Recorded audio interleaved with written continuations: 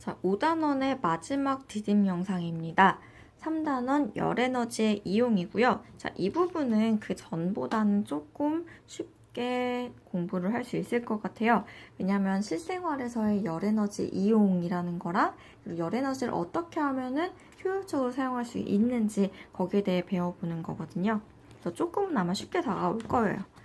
자, 일단 가정에서 열에너지 어디서 이용을 하는지 자, 그림으로도 볼 수 있습니다. 열에너지, 가스레인지, 아니면 전기주전자, 헤어드라이어 이렇게 이용을 하죠.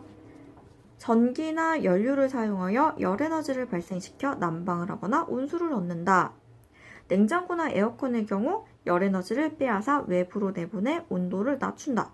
전부 다 열에너지 이용하는 거죠. 그 다음에 이 밖에 열에너지를 이용하는 것으로 가스레인지, 전기주전자, 헤어드라이어, 전기다리미 등이 있다. 열에너지를 발생시켜서 이용하는 경우도 있고요. 열에너지를 빼앗아서 이용하는 경우도 있습니다. 자, 산업 현장에서는 어떻게 이용이 되는지 자동차 엔진은 연료가 연소될 때 발생한 열에너지를 이용하게 됩니다. 자, 이제 휘발유를 넣게 되면은요, 즉 연료가 안에서 연소가 돼요. 산소와 반응해서 타는 것을 연소라 그러죠. 그럼 그때 굉장히 많은 열에너지를 발생을 하게 됩니다. 그래서 터빈을 돌리고 그 안에 있는 엔진이 가동이 되고 자동차가 돌아가게 되는 거겠죠. 화력발전소나 원자력 발전소의 경우 연료를 연소시키거나 핵연료를 사용할 때 발생한 열에너지로 발전기를 회전시켜 전기를 생산한다. 이때도 마찬가지예요. 연소시켰을 때 열에너지가 발생한다. 이것으로 전기를 만든다. 전기를 어떻게 만드는지는 3학년 전기단원에서 배우도록 하겠습니다. 용광로의 경우 금속에 열에너지를 가하여 금속을 고온으로 만들어 녹인다. 그래서 내가 원하는 금속으로 만들 수가 있게 되는 거죠. 거푸집에 넣어서 칼을 만들기도 하고 다른 기구를 만들기도 하고요. 그림을 보면은 조금 전에 말했던 그 예시들이 나옵니다. 엔진, 발전소, 용광로, 발전소. 네, 전부 다 열에너지를 이용하는 예시가 되겠죠.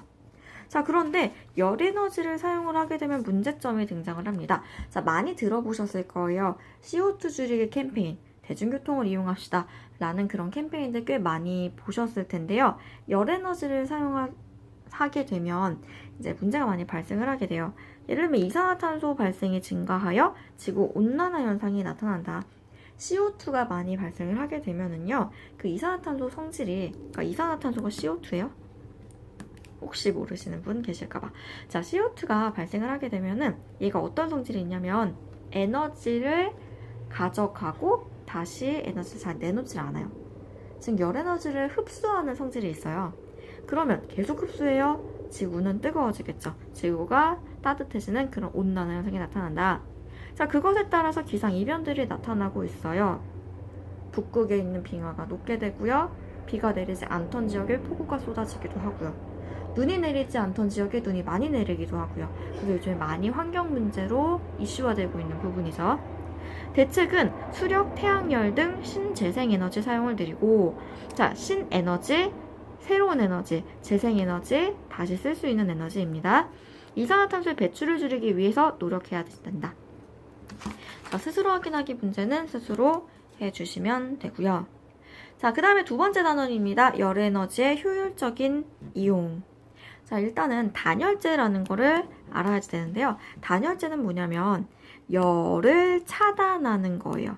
열을 차단하는 거. 열의 출입을 방해하는 물질이라고 정의가 됩니다. 톱밥이나 스타이로폼은 모래보다 열을 더 잘 차단합니다. 자, 실험을 통해서 확인을 하겠습니다. 둥근 바닥 플라스크에 전부 다 물을 넣고요. 그리고 그 바깥에는 첫 번째는 공기를 지우고 그 다음에는 모래, 그 다음에는 스타이로폼, 그 다음에는 톱밥을 채웁니다. 지금 두 번째, 세 번째, 네 번째 비커는요. 안에 있는 둥근 바닥 플라스크가 보이지는 않아요. 이런 둥근 바닥 플라스크가 각각의 비커에 전부 다 담겨져 있다라고 생각해 주시면 됩니다. 그 다음에 온도계를 꽂아 놓았습니다. 처음 온도는 전부 다 52도로 동일해요. 그런데 나중에 측정을 하게 되니까 온도 변화는 다르게 됩니다. 공기는 44도, 모래는 41도, 스타이로폼은 49도, 솥밥은 50도로 관찰이 되었네요. 자, 그럼 여기서 온도가 가장 적게 내려간 거는 톱밥이고요. 온도가 가장 많이 내려간 거는 모래입니다. 자, 순서대로 번호를 적어보면은 1, 2, 3, 4로 적을 수 있겠죠. 자, 여기서 좋은 단열재, 열을 가장 잘 차단하는 물질은 무엇일까요? 네, 여기서는 톱밥이 되겠죠. 톱밥은 열을 차단해서 밖으로 잘 내보내지를 않았네요. 물론 조금은 나가기는 했어요. 그렇지만 이 4개 중에서는 가장 좋은 단열재이다 라는 걸 확인할 수 있습니다. 또 이 실험을 통해서 알 수 있는 거는 물질마다 단열되는 정도는 다르다라는 걸 알 수 있겠죠. 자, 단열의 중요성입니다. 건물의 열은 유리창을 통하여 더 많이 빠져나오게 돼요. 그래서 여름철과 겨울철 모두 단열을 해야지만 냉난방을 효율적으로 이용을 할 수가 있는데, 단열을 잘하면 바깥의 열이 안으로 잘 안 들어오므로 냉방을 조금만 하여도 된다. 그 다음에 겨울철에는 열이 잘 빠져나가지 않으므로 난방을 조금만 하여도 된다. 자, 그러면 생활 속에서 어떻게 단열을 하고 있는지 보도록 할게요. 교실 창문은 이중창이 좋습니다. 그래서 그냥 단일창보다는 이중창이 훨씬 더 단열이 잘 된다 그래요. 혹은 천정에 석고보드를 붙인 것. 우리 교실 천장은 다 이렇게 석고보드로 되어 있죠. 단열을 위한 것이에요. 소방관이 입는 방열복은 외부의 열이 잘 전달되지 않는 소재를 사용하여 외부의 열기로부터 인체를 보호한다. 만약에 외부의 열기가 전부 다 인체로 들어오게 되면 화상 입을 수도 있겠죠. 정말 큰일 날 수 있습니다. 그 다음에 아이스박스는 단열이 잘 되기 때문에 차가운 음식을 오랫동안 차가운 상태로 유지할 수 있다. 그래서 생활 속에 단열을 이용한 예시가 되겠습니다. 자, 교과서에 나와 있는 그림이에요. 아이스박스, 방열복 모두 다 단열이 잘 되어 있는 그런 생활 속의 예시이죠. 자, 단열의 효과. 효과는 같은 재질이라도 두께가 두꺼울수록 단열이 잘 됩니다. 당연하겠죠.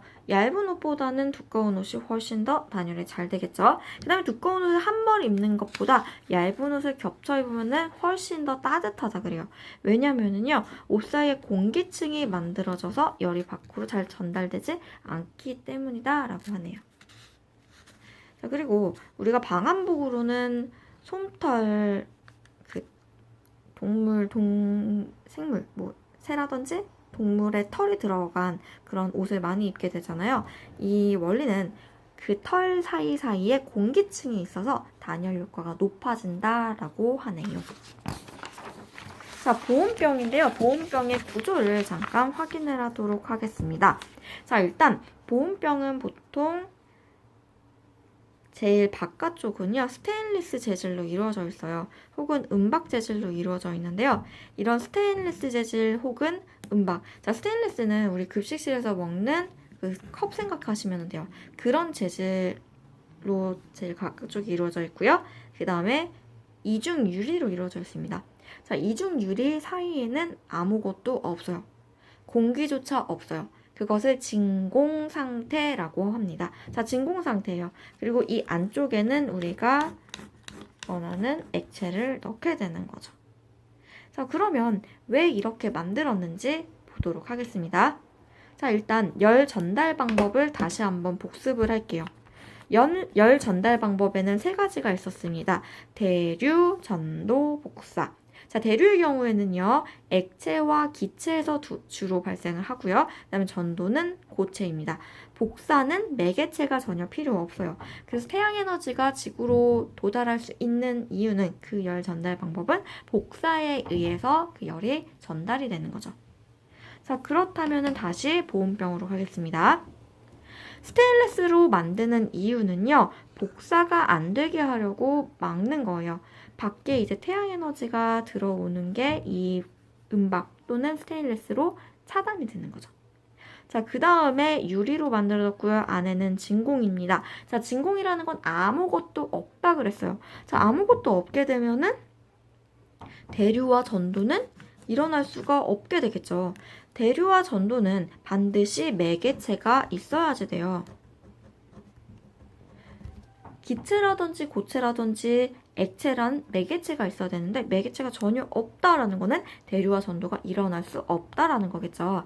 자, 그렇게 대류, 전도, 그리고 복사까지도 전부 다 막아서 최대한 단열을 시키는 게 이 보온병이에요. 그런데 선생님, 이렇게 세 가지를 전부 다 차단했으면은 보온병에 만약에 80도씨의 물을 넣어놓게 되면은 그거는 평생 80도로 유지되어야 되는데 제 경험상으로는 온도가 조금 낮아졌어요. 어떻게 된 거죠? 네, 그럴 수 있죠. 그거는 지금 이 틈새 때문입니다. 틈새에 열이 들어오고 나가고 할 수 있겠죠. 만약에 전부 다 차단이 되면은요, 단열되겠죠. 그렇지만 완벽한 그 단열이 되는 그런 보온병은 지금은 없어요. 시간이 지나가면서 조금씩은 열이 빠져나가고 혹은 들어오고 할 거예요. 이게 지금 한계입니다. 자, 여기까지 이제 5단원 마무리를 지었고요. 다음 시간에는, 즉 이 디딤 영상을 보고 난 바로 다음 시간에는 여러분께서 직접 집을 만들 거예요. 그 집은 단열이 최대한 잘 되게끔 집을 만드셔야 되는데요. 선생님이 재료는 드리겠습니다. 재료는 근데 한정이 되어 있는 재료를 드리겠습니다. 무한정이 아니라는 거예요. 그래서 그 재료를 가지고 어떻게 하면 최대한 단열이 잘 되는 집을 만들지 일단 먼저 고민을 해주셔야 되고요. 설계를 해주셔야 된다는 거겠죠. 조별로. 그 다음에 이제 직접 만들 거예요. 그 다음에는 실험을 할 거예요. 즉 그 집 안에 뜨거운 물에 담긴 비커를 넣을 거거든요. 시간이 흐른 다음에 온도 변화를 측정할 거예요. 측정을 해서 가장 단열을 잘 시킨 조가 우승하는 걸로. 네, 그렇게 하겠습니다. 자, 그러면 다음 시간에 교실에서 볼게요.